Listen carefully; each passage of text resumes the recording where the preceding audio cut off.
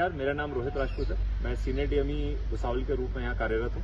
आज जो railway board की स्पेशल ड्राइव है कोरोजन अटेंशन के लिए आईसीएफ कोचेस को लेते हुए, उसके बारे में आज हम जानने की कोशिश करेंगे कि पिट लाइन में एग्जामिनेशन में हमें क्या क्या सावधानियां बरतनी है। रेलवे बोर्ड का लेटेस्ट इंस्ट्रक्शन आया है 6 जून को, जिसमें अंडर फ्रेम सभी आईसीएफ कोचेस का चेक करना है फॉर कोरोजन अंडरस्टैंडिंग, और खासकर हेडस्ट्रोक जोन, जो ये पूरा जोन है हेडस्ट्रोक का, विद अ रीसेंट केस जिसके अंदर ट्रेन पार्ट हुआ क्योंकि हेडस्ट्रोक का पोर्शन उसमें फेल हुआ। इसमें 7 डेज का इंटेंसिव ड्राइव है जिसमें हमें पिट लाइन पे कुछ एक्टिविटीज परफॉर्म करनी है, जो कि अमूमन हम लोग करते हैं। इसके लिए हम यहाँ पर आपको डेमोन्स्ट्रेशन का एक वीडियो जस्ट बता रहे हैं कि आप एज अ पिट लाइन में मेंटेनर आप क्या कर सकते हैं। मेजर स्कोप ये वर्कशॉप के स्कोप में रहता है, क्योंकि कोरोजन रिपेयर जो होता है वो वर्कशॉप में इंटेंसिवली किया जाता है, लेकिन पिट लाइन पे मौजूद कोचेस को आपको कैसे देखना है इसके बारे में आपको एक ब्रीफ अंडरस्टैंडिंग दे रहे हैं।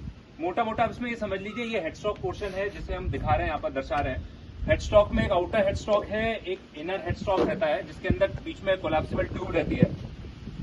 इसके अंदर अगर मटेरियल देखा जाए तो मटेरियल सारा IRSM 41 है, कॉटन स्टील जैसे हम बोलते हैं। जो आउटर हेडस्टॉक है जिसके ऊपर आपका बफर प्लंजर और बफर लगा हुआ है, ये लगभग जो आउटर पोर्शन ये वाला रहता है, ये वाला जो जोन है, इसकी 8 mm की थिकनेस रहती है।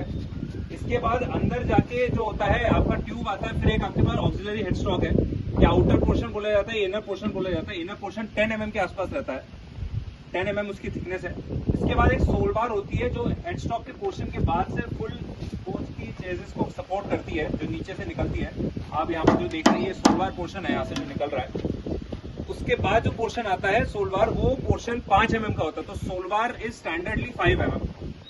अब इसमें बॉटम लाइन ये है कि जो मेथोडोलॉजी है 20% का आप अडॉप्ट कर सकते हैं, यानी अगर 20% ऑफ द थिकनेस लॉस्ट तो वो आप कंडम कर दें। मतलब अगर आपकी सोल बार 5 mm की और 20% यानी 4 mm की रह गई, उससे कम हो गई, तो आपको उसको हटा देना है।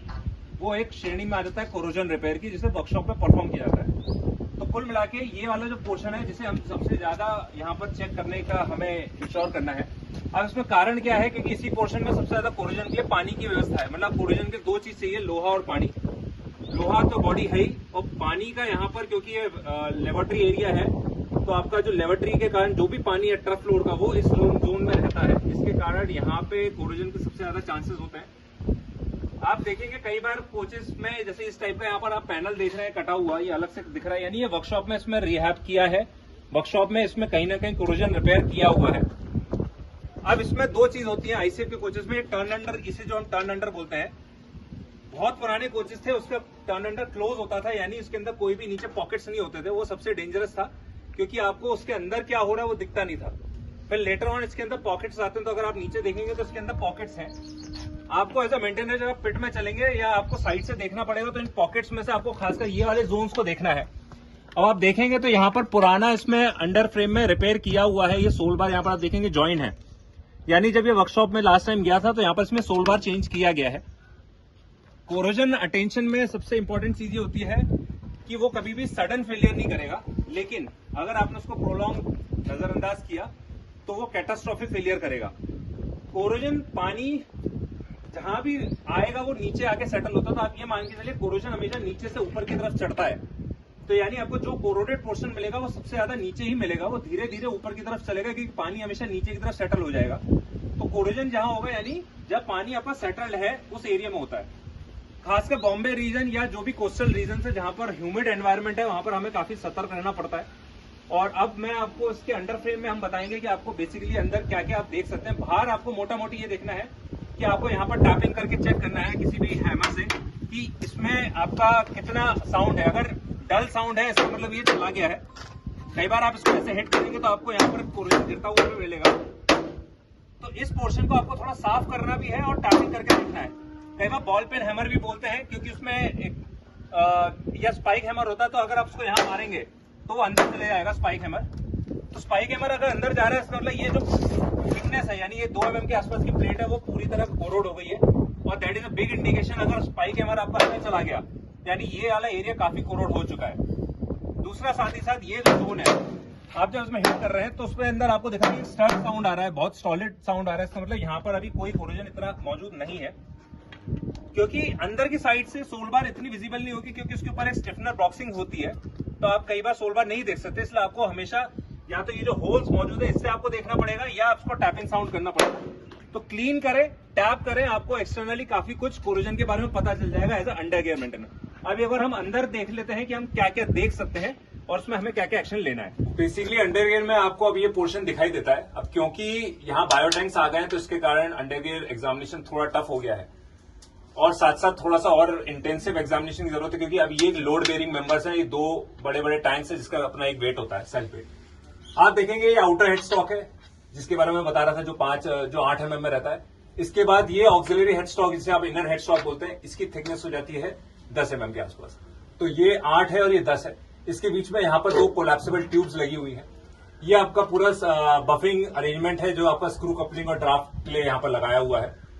अब इस पोर्शन में कोरोजन के चांसेस, क्योंकि ये बायोटैंक एरिया यहाँ देख रहे हैं और यहाँ आप देखेंगे काफी गंदगी है, तो आपको कुछ भी कोरोजन चेक करना है उसके लिए आपके पास या तो उसको आप पहले क्लीन करें और उसके बाद उस पर टैपिंग करें। तो हमें यहाँ पर इन पोर्शन को थोड़ा क्लीन करना पड़ता है और टैप करना पड़ता है।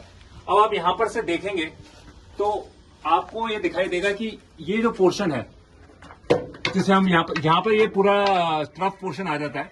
यहाँ से आप यहाँ की तरफ देखेंगे तो आपको सोल बार दिखेगी नहीं, क्योंकि ये बॉक्स एरिया आपको दिख रहा है कि यहाँ पर बॉक्सिंग हो गई है, इसलिए आपको डायरेक्ट सोल बार यहाँ से दिखता नहीं है।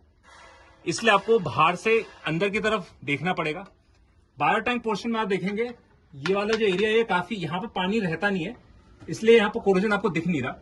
लेकिन अभी आप देखेंगे तो यहाँ पोर्शन में आपको विजिबल कोरोजन दिख रहा है। आप बायोटैंक के ऊपर देखेंगे, एस ट्रैप के पीछे की साइड में, तो जो आपका ट्यूब है आपको वहां पर दिख रहा है। कई बार इस ट्यूब में छेद हो जाता है, जैसे अगर आप वर्कशॉप्स में उसको अटेंशन देने जाते हैं तो इसके लिए बेस्ट ये होता है कि आप उसको टैप करके चेक कर लीजिए।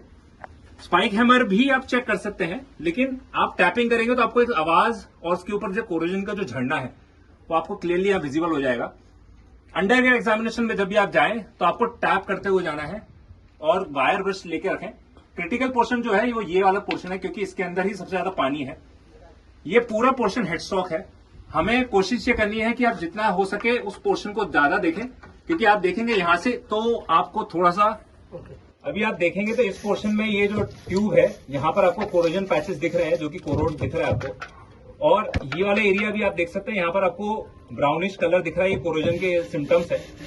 लेकिन ये अर्ली स्टेजेस ऑफ कोरोजन है और जनरली वर्कशॉप्स में मेजर अटेंशन मिलता है। लेकिन आपको ये करना है कि इनको आपको टैप करके या वायर ब्रश से, ये जो 7 डेज की इंटेंसिव ड्राइव है उसमें आपको ये एक्टिविटीज परफॉर्म करनी है कि कोई भी ऐसा आपसे लैप्स ना हो कि कोई ऐसा कोरोजन था जो कि डिटेक्टेबल था और हमारे नजरों से छूट गया। तो इंटेंसिव ड्राइव में आपको ये वाला पोर्शन भी और ये वाला पोर्शन भी थोड़ा तरीके से आपको टैप करके एंड वायर ब्रश से साफ करके देखना है। साथ ही साथ अगर आप ये ड्राइव कर ही रहे हैं तो आपको ये भी देखना है कि जो बायोटैंक के ब्रैकेट्स हैं, जैसे ये डायरेक्ट माउंटेड ब्रैकेट्स हैं, तो ये भी प्रॉपर्ली सिक्योर्ड हो। और खासकर जिसके अंदर लॉन्ग जे ब्रैकेट्स है उसके अंदर हमें ये देखना है कि उनके ब्रैकेट्स कोरोड नहीं हो गए, क्योंकि कई बार ब्रैकेट्स भी कोरोड हो जाते हैं। तो ये 2-3 सेफ्टी एस्पेक्ट्स आपको चेक करने हैं और इस ड्राइव को संपन्न करना है।